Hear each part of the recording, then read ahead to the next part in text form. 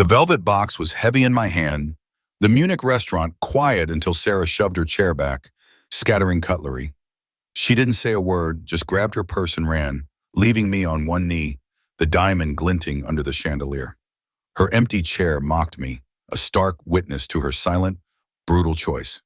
The memory of that Munich restaurant, Mr. Rossi's, still had a way of seizing me, sharp as a winter snap. It was late September, the air crisp outside, but inside the heavy scent of garlic and oregano hung warm. I remembered every detail, the checkered tablecloth, the flicker of the candle between us, the way Sarah's auburn hair caught the low light. She was my first real love, the kind that promised forever. We talked about it, built it brick by brick in our minds. 3 kids maybe, a little place out in the country, nothing fancy, just ours. We talked about trips too, across the pond again someday, just like this one. She'd sworn up and down I was her soulmate, her anchor, the man she couldn't live without. But there had always been a shadow, faint at first, then growing longer. Mark Olson, her ex, a fella she claimed had done her dirty, broken her heart beyond repair. She'd paint him as a snake, a liar, someone she'd thankfully escaped. I believed her. I wanted to believe her. I'd saved every spare dime for that diamond ring. Not a huge stone, but it sparkled just right, the way I imagined it would on her hand.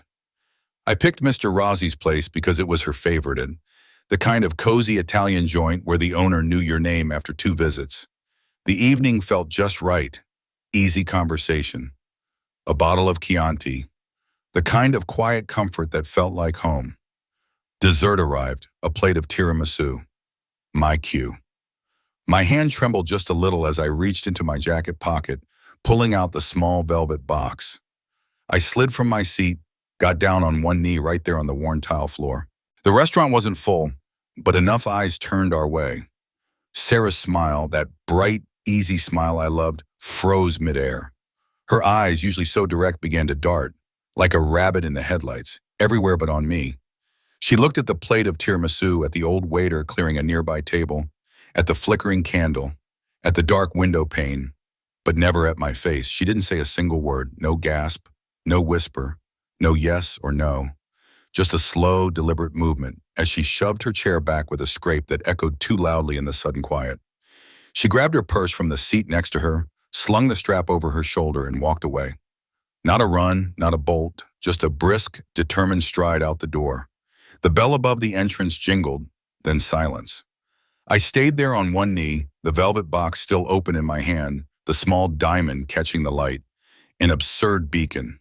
Numb, shamed. The whispers started around me, soft at first, then growing, little pinpricks of pity and judgment. I felt the heat rising in my face. After what felt like an hour, I got to my feet, my legs stiff, clumsy. I tossed some euros on the table, enough for the meal and a generous tip, then stumbled out into the cool Munich night. I called her place from a payphone, 100 times it seemed, the unanswered rings echoing in the empty booth. Then I pounded on her apartment door, my knuckles raw, but there was no light, no sound. She was gone. Days bled into weeks. Confusion tangled with a hurt so deep it felt like a physical ache. Why? Chewed at me like a dog with a bone. I called her friends, trying to sound casual. They played dumb, offering vague sympathies, but their shifty eyes, the way they avoided my gaze, told me they knew more than they let on. They knew exactly why. A week later, I ran into old acquaintance Gary at the corner bar, nursing a beer alone. Gary, not one for subtlety, didn't waste time. Heard about Sarah, he said, his voice low, almost grim. Packed up and left for America. Word is she's with Mark Olson. My breath hitched. The same Mark Olson, the snake, the liar, the one who'd done her dirty. It all clicked into place, cold and hard. My proposal, that moment of vulnerability, had forced her hand. She'd chosen Mark. She'd used me as a placeholder, a convenient distraction while she sorted things out with the man she really wanted. That night, alone in my small apartment with a bottle of cheap German whiskey, the weight of the lie, the sharp, raw betrayal, it crushed me. The pain, raw and searing at first, slowly, incrementally, hardened. It turned into something else, a cold, quiet fury that settled deep in my bones. I swore on my life they would both answer for it. 5 long years later, The man Sarah Jensen had left kneeling in a Munich restaurant was gone. That broken shell had been discarded piece by piece like old skin. At 27, Hank Peterson was a different kind of man altogether. His frame, once lean and unremarkable, was now chiseled, hardened by purpose. His mind, once clouded by confusion and hurt, was sharp, precise, like a honed blade. He'd taken the family's modest manufacturing business, small-time engine parts, and built it into something formidable, a powerhouse that now operated across borders. He'd done it with a relentless focus, working past midnight, making calls across time zones, expanding into new markets with an almost surgical efficiency. He'd poured himself into boxing too, not for sport, not really, but as a discipline, a way to channel the raw energy of his betrayal. The gym became a second home, hours spent punching, dodging, learning to take a hit and deliver one back, transforming his once slight physique into something hard and dangerous. The old hurt hadn't vanished. It had simply morphed. It was no longer a wound, but a tool, keen and precise, driving every decision, every move. One crisp autumn night in Berlin, I found myself in a glitzy nightclub, the kind of place I usually avoided. My business partners, Germans who believed in celebrating a successful quarter with flashing lights and loud music, had dragged me along. The air was thick with synthetic smoke and cloying perfume. The bass thumped through the floorboards, a frantic, desperate rhythm. I hated the noise, the crowds, the desperate pursuit of fun that felt so hollow. I was already planning my exit, ready to cut out and walk back to the quiet solitude of my hotel room. Then, the stage lights shifted. A male dancer appeared, moving with a fluid grace that cut through the chaos. He wasn't just going through the motions.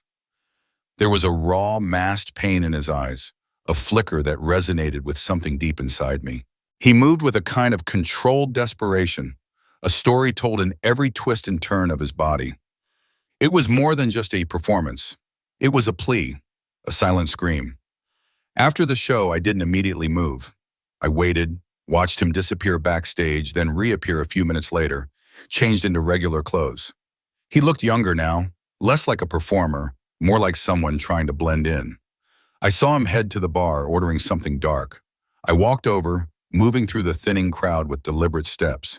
He looked up as I approached, his eyes guarded, already dismissing me. "I'm not looking to buy your time," I said, my voice calm as a still lake. "Just your ear for about 5 minutes." He was younger than I'd first thought, perhaps 24 or 25, with tired lines around his eyes. He gave me a wary look, a typical defense mechanism. "And who are you?" he asked, his voice low, a slight American accent. "Hank Peterson," I replied, extending a hand. "And I have a proposition for you. Strictly business, nothing personal." He scoffed, a quick dismissive sound. "Another talent scout? Thanks, but I'm good." "I'm a businessman," I clarified, letting my gaze hold his, "and I need someone with a specific set of skills for a private project." He raised an eyebrow, a hint of curiosity breaking through the weariness. "What kind of skills?" "Acting, charm, a knack for winning folks over, especially women," I listed, my eyes steady, "and a certain moral flexibility." He let out a genuine laugh then, a surprising sound that softened his features for a moment. "Moral flexibility? That's a new one. Are you ready to walk away from this?" I asked, gesturing vaguely at the fading neon and the remaining stragglers. "I can offer you enough money to start fresh anywhere you want. Anywhere but here." His weariness returned, erasing the brief humor. He looked me over, assessing, weighing. "What's the catch?" he said, his voice quiet now. "Quiet. 'Cause there's always a catch with offers like that." I didn't flinch. I laid it out plain, without emotion, just the facts. "You helped me take down the woman who nearly took me down." He stared at me for a long moment, his gaze searching, perhaps for a hint of madness, a flicker of something unhinged. He found nothing but cold resolve. Then he nodded slowly. "I'm done at 2, Etba," he said, looking at his watch. "Meet me at the cafe across the street if you're serious." At the cafe across the street, the air was thick with the smell of stale coffee and early morning pastries. Cody Jenkins was punctual, already seated at a corner table, a half-empty cup in front of him. He looked less like a performer now, more like a young man burdened by something unseen. When I sat down, he didn't waste time with pleasantries. "It's about revenge, isn't it?" he asked, his voice flat, observing me with those wary eyes. I met his gaze evenly. "It is, Sarah Jensen, the woman who tore my world apart." He nodded slowly as if confirming a suspicion. "Okay, lay it out." I leaned forward, my voice low, a confidential murmur in the quiet cafe. "You go to America. You find her.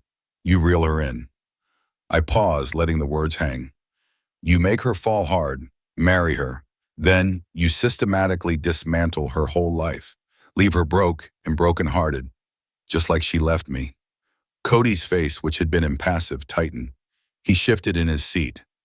"That's cold-blooded." "It is," I agreed without apology. 5 years of gnawing pain, of feeling like a ghost walking through my own life. She didn't just break my heart. She stole my future, my peace, every ounce of youthful innocence I had. She made a mockery of everything I believed in.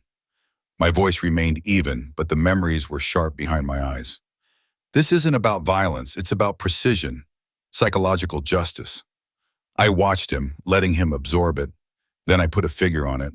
$1 million, tax-free. Deposited it into an offshore account the day the job is done. His eyes widened almost imperceptibly. A flicker of something. Desperation, perhaps hope, crossed his face. He was clearly looking for an escape, a way out of whatever life he was living. He took a slow sip of his coffee. "You know," he started, his voice softer now, almost conversational. "I had a girl once, back home. Thought she was the one, planned everything out. She cleaned me out. Every penny I had, left me high and dry for some richer fella. Left me with nothing but debt and a messed up head." He looked at me, a strange connection forming in the space between us. A shared understanding of deep, quiet hurt.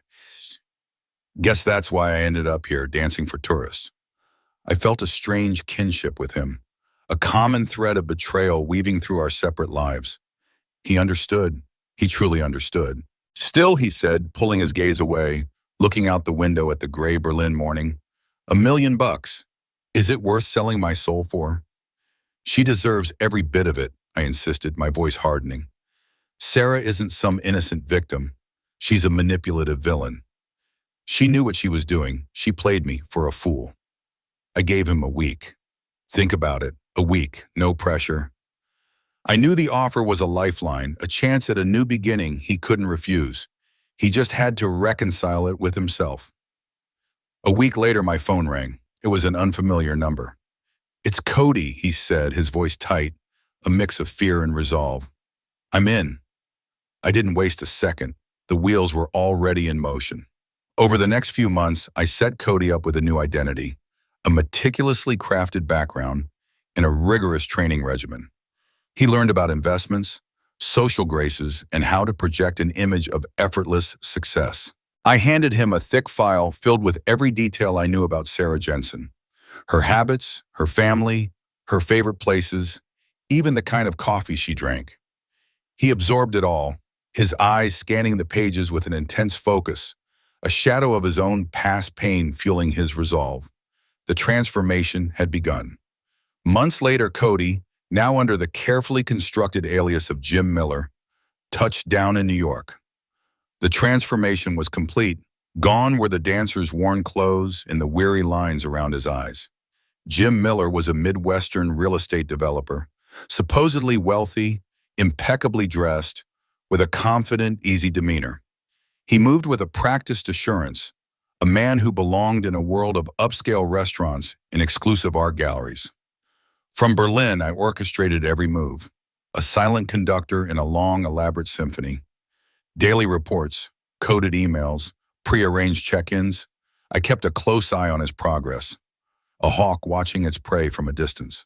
Cody's first order of business was simple: weave himself into Sarah's social fabric without appearing to seek her out. Sarah Jensen, now 27, was living a comfortable life. She'd made a name for herself as an interior designer, her firm thriving enough for her to live in a nice apartment on the Upper East Side. Comfortable, yes, but not entirely serene. She was still with Mark Olson, but my intel confirmed their relationship was rocky. Arguments were common, often over money, sometimes over Mark's wandering eye. The perfect breeding ground for discontent. Cody, as Jim Miller, used my intel with practiced ease. He didn't just stumble into her life, he carefully engineered a chance encounter at an art exhibition opening she'd designed. He approached her as a potential client, someone impressed by her work, seeking her expertise for a fictional luxury condo project. He charmed her, as I knew he would. His easy smile, quick wit, and what seemed like a genuine, intelligent interest in her design work proved irresistible. Sarah, flattered by the attention from this sophisticated, successful man, found herself drawn to Jim. He listened intently, nodded at the right moments, asking intelligent questions about textures and light. He made her feel like her work was art, not just a job. Their talks grew longer, first about business, then more personal.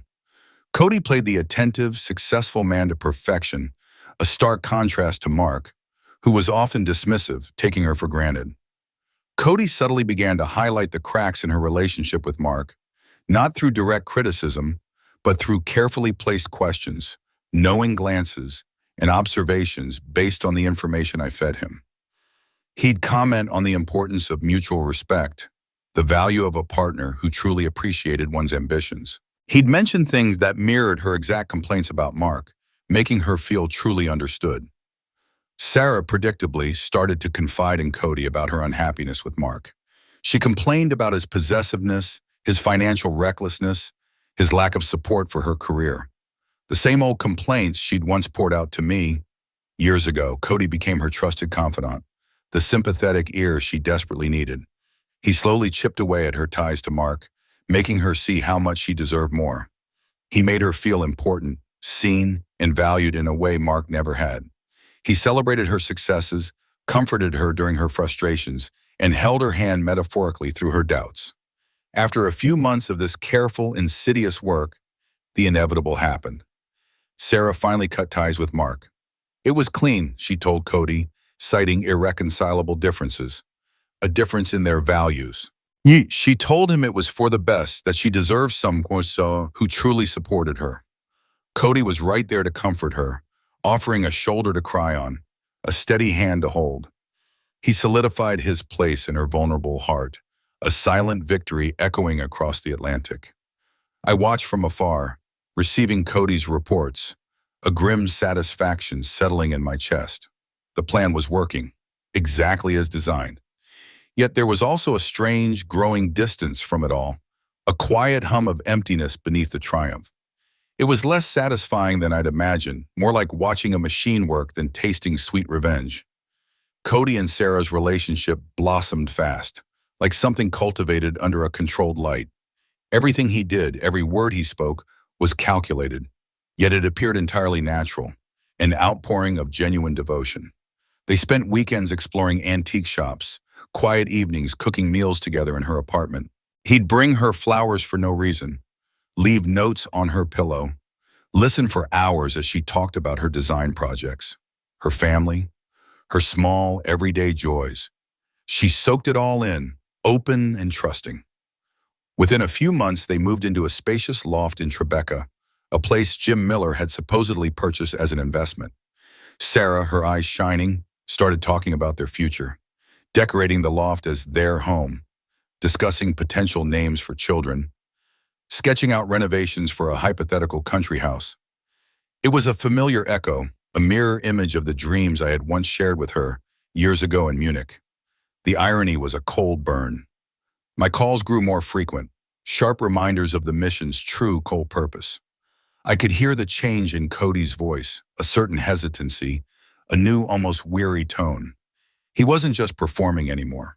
He was wrestling with the lie, with the sheer weight of her genuine affection. Sarah, by all accounts, was deeply, genuinely in love with him. He started seeing past the target, as he put it during one of our calls. He saw her vulnerabilities, the way she worried about her aging parents, the quiet kindness she showed to strangers, her simple hopes for a stable, loving life. Her love for him, for Jim, felt real. It was a warmth he hadn't anticipated, or perhaps hadn't wanted to feel. One night, the phone rang, an unscheduled call. It was Cody. His voice was strained, tighter than I'd ever heard it. "Hank," he started, his breath ragged, "we need to stop this before it goes too far, before real, irreparable damage is done." I remained silent, letting him speak. "She's not the monster you made her out to be," Cody argued, his voice a low plea. "She just made a mistake. A selfish one, maybe, but a mistake." My own voice when it came was cold as steel. "She chose to break me, Cody. She knew exactly what she was doing. Now she pays. Don't you forget your own pain, Cody. Don't you forget what she did to you, the way she left you, stripped you bare." I reminded him of his past, the betrayal he himself had endured, the reason he'd taken this job in the first place, and then the hefty sum promised, $1 million waiting for him. I subtly implied I knew enough about his old life, his debts, his real name, his past as a dancer, to make things very uncomfortable if he backed out now. There was no going back. There's a moment in every plan, a point of no return. Cody had reached his. He sighed, a long, defeated sound. He reluctantly agreed to continue, the weight of his deception pressing down, heavier with each passing day. He was in too deep. Not long after, Cody called me, almost clinically, to report he had proposed. He'd chosen a beautiful sapphire ring, a nod to Sarah's blue eyes, a detail I'd noted in her file. She said yes, through tears, truly believing in their love, in his unwavering devotion. It was the moment she gave him everything. Their wedding was small, intimate, held in a sun-drenched garden in upstate New York. It was brimmed with Klaus and genuine emotion. At least from Sarah's side, her closest friends, her parents, all smiled, cried happy tears, completely unaware of the carefully constructed lie at the center of it all. Cody played the part of the ecstatic groom perfectly, his smile wide, his eyes crinkling at the corners. He even sent me a few photos. In one, he was looking at Sarah, holding her hand, a soft, tender expression on his face.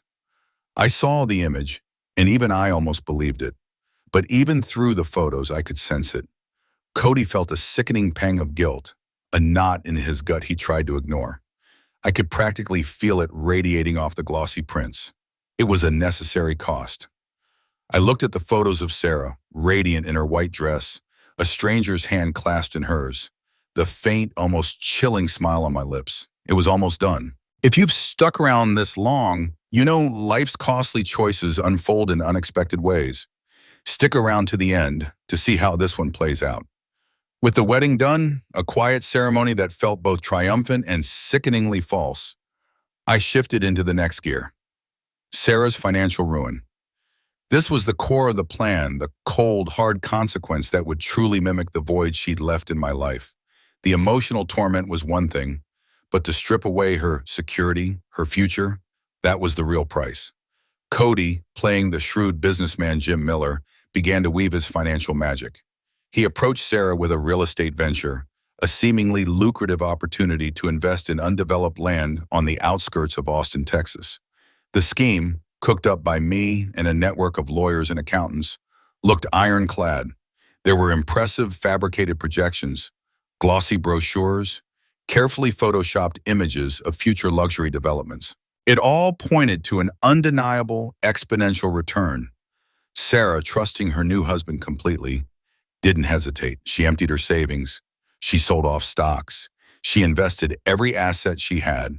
Her entire net worth, accumulated over years of hard work, poured into the phantom venture.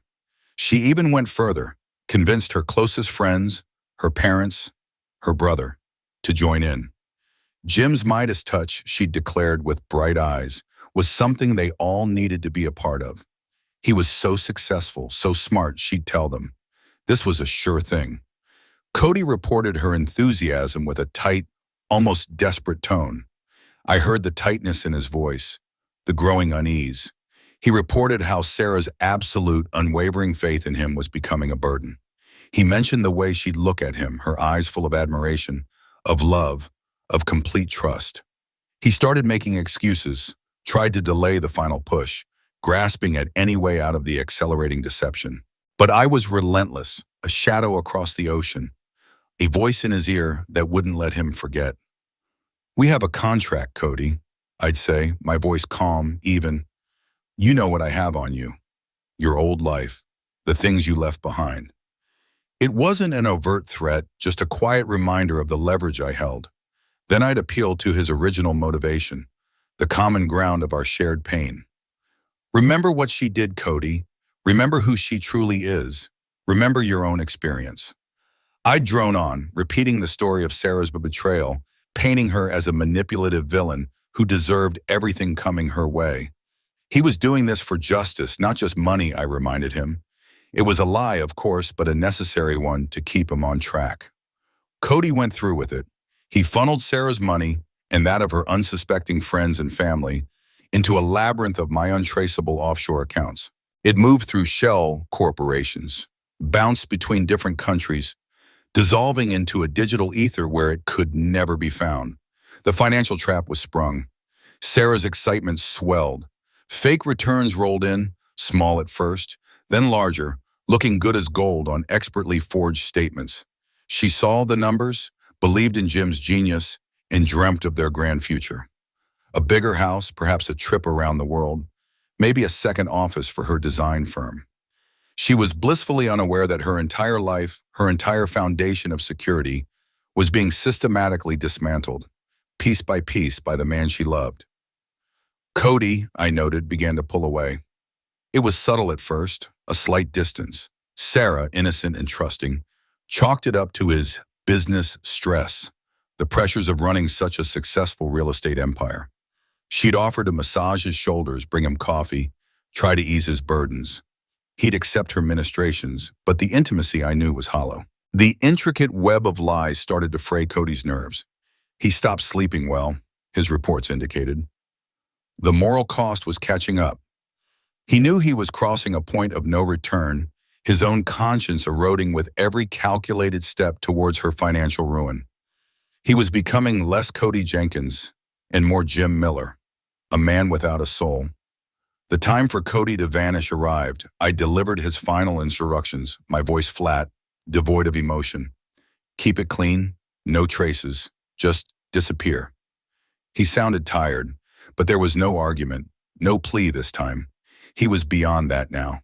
He was just a tool, finely honed and ready for its final strike. One quiet morning, Cody left the Tribeca loft for a supposed business trip to Japan, promising Sarah he'd be back soon.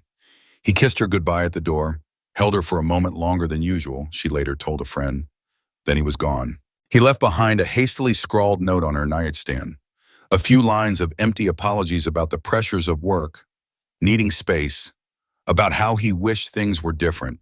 It was designed not to explain, but to twist the knife, leaving her with doubt and self-blame. Sarah's initial concern slowly curdled into raw panic. Jim didn't call from the airport. Then he didn't answer her texts. His phone went straight to voicemail. She tried his business partners, the numbers I'd provided months ago, carefully constructed shell lines, all dead ends, disconnected, not in service. Panic began to set in, a cold, creeping dread. Then the news broke. The fake real estate venture imploded. It was exposed as a sophisticated, heartless fraud. The news reports were damning, detailing the intricate web of deception, the shell corporations, the phantom properties. The name Jim Miller was plastered across financial news channels, a con man who had vanished with millions. Sarah's investments, and those of her trusting friends and family, were gone, vanished like smoke. Every penny she had, every asset she possessed, gone. She was utterly bankrupt. The loft, which she thought was theirs, was quickly revealed to be a short-term lease under a fraudulent name. She was evicted. Lawsuits began to pile up, not just from the banks and creditors, but from her friends, her family. The bitter wrath of everyone she'd urged to invest, everyone she'd brought into Jim Miller's fabricated world, fell squarely on her. The police started an investigation. Federal agents were called in. But Jim Miller had simply disappeared without a trace, a ghost in the wind. His carefully constructed identity evaporated, leaving only a crater of financial ruin and emotional devastation. Sarah's world shattered, precisely mirroring my own gut-wrenching experience years ago in Munich. The phone calls, the unanswered messages, the dawning realization of betrayal. The public humiliation. Her friends, the ones she'd convinced to invest, turned their backs, their faces hard with accusation and their own desperation. Her good name, once a point of pride in the design world, was dragged through the mud, synonymous with the fraud. She was left isolated, heartbroken, and utterly ruined. I watched from my distance in Berlin receiving the reports of Sarah's downfall. Each detail was a stark, satisfying bullet point in a meticulously executed plan. Her despair, her public shame, her utter destitution, it was all meticulously laid out. A surge of triumph ran through me, cold and sharp, the culmination of 5 years of relentless planning, of endless nights fueled by a singular purpose. But then, a strange hollowness began to creep in, a quiet, unsettling realization. The victory didn't taste as sweet as I'd imagined. The justice so long sought felt more like dust in my mouth. The weight of her destruction, which I had orchestrated, lay heavy, yet failed to fill the void it was meant to. Weeks after Cody's disappearance, after the newspapers had printed their last sensational headlines and the police investigation had dwindled into a cold case, I decided it was time to close the book. The final act. I tracked Sarah down. Not difficult. Her old network had imploded. Her wealthy friends vanished. She was now living in a small, rundown apartment in a forgotten corner of Queens, a world away from her sleek Upper East Side loft. I found her one gray afternoon in a small city park, sitting alone on a splintered wooden bench. The autumn leaves were turning, a dull rust color, and the wind carried a chill. Sarah, pale and gaunt, looked like a shadow of her former self. Her once vibrant auburn hair was dull, carelessly tied back. Her clothes were simple, worn. Her eyes, which used to sparkle with ambition and a certain self-assurance, were now hollow, defeated. She sat hunched, staring at nothing, a forgotten figure in a desolate landscape. I approached her slowly, deliberately. I sat down on the far end of the bench, leaving a respectful distance between us. I was just a sympathetic stranger, I told myself, a man taking a break from the city noise. I kept my face neutral, my expression carefully blank. I began to speak, my voice low, almost a murmur against the city's distant hum. I spoke of betrayal, of the deep, lingering pain of being abandoned by someone you trusted, someone you loved. I spoke in general terms at first, about life's cruelties, the way people could shatter your world without a second thought. Sarah, initially guarded, barely looking my way, slowly began to open up. She started to share her own heartbreaking story, first hesitantly, then with a rush, as if the dam had finally broken. She told me about Jim, about the man she'd married, the man she'd loved, who had vanished with everything she owned. He lied about everything, she whispered, tears welling in her eyes, her voice raw with grief. Every word, every promise. He just destroyed me, Hank. Utterly destroyed me. She still didn't look at me, her gaze fixed on the dirty pavement. I listened. A morbid satisfaction churned in my gut, hot and sharp, confirming every detail I already knew. Yet there was also that strange growing detachment, like I was watching a movie of someone else's life, not the culmination of my own 5 years of agonizing vengeance. Then I started telling my story. A man who proposed to his love, right there in her favorite Italian restaurant in Munich. The velvet box, the diamond catching the candlelight. The way she shoved her chair back, grabbed her purse, and just ran out without a word. The shame, the unanswered calls, the discovery that she'd left for America, with her ex, Mark Olson. Sarah's head slowly turned towards me, her eyes still tear-filled, widened in dawning horror. The color drained from her already pale face. She remembered. The details, the precise, excruciating details, were too specific to be a coincidence. The Munich restaurant, the ring, Mark Olson. You're Hank? She stammered, her voice barely a breath, recognition finally hitting her with the force of a physical blow. The name, whispered after so many years, felt heavy in the air between us. I nodded, a slight, almost imperceptible movement. I laid out everything, calmly, factually. The 5 years of plotting, Cody's recruitment, the entire meticulous revenge, every step, every lie, every penny she had lost, the exact mirroring of my own pain. I watched her face contort, a terrible kaleidoscope of shock, disbelief, and finally, absolute despair. Her shoulders started to shake. "You did this to me?" she cried, her voice cracking, dissolving into a ragged gasp. "All of it?" I confirmed it. No emotion, no triumph, just a quiet, unflinching confirmation. "It was your just due, Sarah, a bitter taste of your own medicine." She collapsed in tears then, right there on the park bench. Her body shuddered, racked with scars that tore through the quiet afternoon. Utterly broken and defeated, I had achieved my goal. My long, cold revenge was complete. I watched Sarah's shattered form crumpled on the park bench. I had anticipated exhilaration, a fierce, cleansing surge of triumph. Instead, I found only a profound emptiness, a dry well where satisfaction should have been. The years of obsession, the meticulous planning, had consumed me whole. I had transformed into the cold, calculating man I swore I'd never become. I thought back to the innocent young man who'd knelt before Sarah in that Munich restaurant. That man was gone, sacrificed on the altar of his own bitter revenge. Sarah's brokenness brought no peace, only a deep, aching sense of loss, a recognition of something vital that had been ripped from both of us. I had poured 5 years into this, reshaping myself, gaining wealth and power, but at what cost? I felt I had lost my very soul in the process. I stood up and walked away, leaving Sarah alone in her ruin, a chilling echo of my own past. I tried to pick up my life, my business, my new identity, but everything felt tainted. The satisfaction of vengeance, fleeting as a summer breeze, was swiftly replaced by a deep-seated loneliness. I realized that in destroying Sarah, I had also irrevocably damaged a part of myself. My hunger for justice had twisted into something monstrous, leaving only a wasteland in its wake. The final stark truth settled cold in my gut. Revenge doesn't heal old wounds, it only carves new ones. I was left to bear the heavy burden of my choices, a wealthy man, but a profoundly broken one. I often wondered about Cody Jenkins, if he found any peace, if he truly escaped the moral corrosion. I watched Elsa's shattered form, slumped on the park bench. I had imagined this moment for 5 long years, a surge of triumph, a final definitive victory. But as I stood there, witnessing her utter ruin, there was no exultation, only a profound, chilling emptiness. The meticulous planning, the wealth accumulated, the carefully executed revenge, it had all culminated in a dry, hollow well.